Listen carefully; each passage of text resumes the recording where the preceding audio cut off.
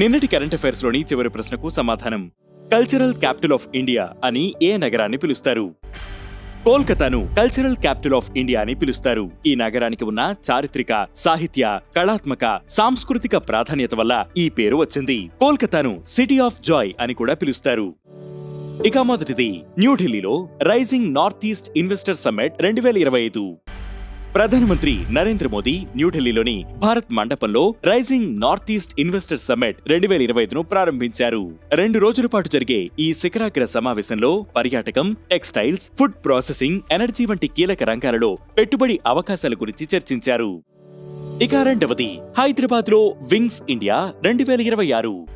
2026 జనవరి 28 నుంచి 31 వరకు హైదరాబాద్ లోని బేగంపేట విమానాశ్రయంలో వింగ్స్ ఇండియా 2026 కార్యక్రమం నిర్వహించనున్నారు.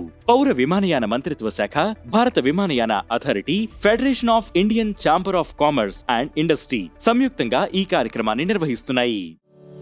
ఇక మూడవది, NCPOR లో సాగర్ భవన్ ను ప్రారంభించిన కేంద్ర మంత్రి.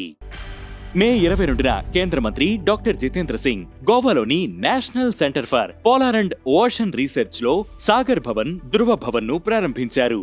ఇవి భారతదేశంలోనే అత్యాధునిక పరిశోధనా సౌకర్యాలు కలిగిన మొదటి కేంద్రాలు. ఇక నాలుగవది, న్యూ డెవలప్మెంట్ బ్యాంక్ లో చేరిన అల్జీరియా. బ్రిక్స్ దేశాలు స్థాపించిన న్యూ డెవలప్మెంట్ బ్యాంక్ లో అల్జీరియా అధికారికంగా చేరింది. 2015లో బ్రిక్స్ దేశాలైన బ్రెజిల్, రష్యా, ఇండియా, చైనా, దక్షిణాఫ్రికా NDPని స్థాపించాయి. దీని ప్రధాన కార్యాలయం షాంఘైలో ఉంది.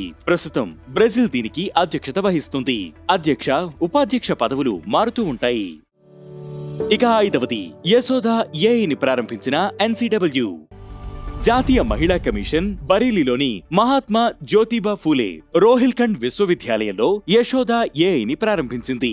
గ్రామీణ, సెమీ అర్బన్ ప్రాంతాల మహిళల్లో ఏఐ, డిజిటల్ భద్రతా అవగాహనను పెంపొందించడం దీని లక్ష్యం. మహిళపై జరుగుతున్న సైబర్ మోసాలను తగ్గించేందుకు దీనిని అభివృద్ధి చేశారు. ఇక ఈ రోజు కరెంట్ అఫైర్స్ క్వశ్చన్: భారతదేశంలో అత్యంత ఎత్తైన రైల్వే స్టేషన్ ఏది? ఈ ప్రశ్నకు సమాధానం మీరే కామెంట్ చేయండి.